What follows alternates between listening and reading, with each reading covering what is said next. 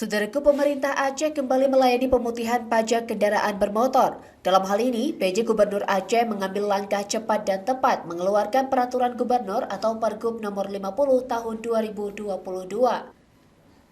Program layanan pemutihan pajak itu dimulai dari tanggal 2 Januari hingga 28 Februari 2023.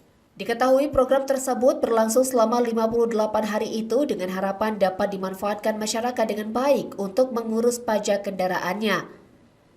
Kapolres Banda Maria AKBP Indra Novianto SIK melalui Kasat Lantas Ibda Sofyan Kurniawan SH kepada tribun.g.com pada Rabu 4 Januari 2023 mengatakan, program tersebut sangat bermanfaat bagi masyarakat, khususnya bagi pengendara.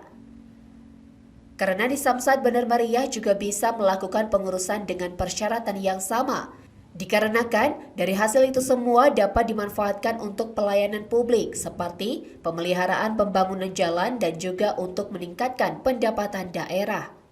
Sementara itu, Kelapan UPTD Samsat Banda Maria Mdil Mukamil SEMM mengatakan, untuk persyaratan bagi masyarakat yang ingin melakukan pemutihan pajak cukup menyertai KTP asli dan fotokopi, STNK asli, TBPKP atau notis pajak dan fotokopi BPKB. Sementara untuk persyaratan balik nama nomor tanda polisi harus menyertai 1. Kwitansi jual beli, yang kedua fisikal atau non-BL, ketiga pengantar mutasi ranmol luar daerah, dan keempat risalah lelang atau warisan. Sementara itu kata Samsat isi dari peraturan gubernur atau Pergub nomor 50 tahun 2022 yaitu untuk melayani diantaranya: yang pertama, pembebasan biaya balik nama kendaraan bermotor, yang kedua penghapusan denda pajak kendaraan bermotor, yang ketiga pajak kendaraan bermotor mati pajak di atas 3 tahun, cukup bayar 3 tahun tanpa denda. Yang keempat, peniadaan tarif pajak progresif bagi kendaraan yang terdaftar progresif. Dari Banda Maria, Bustami, Tribun Gayo.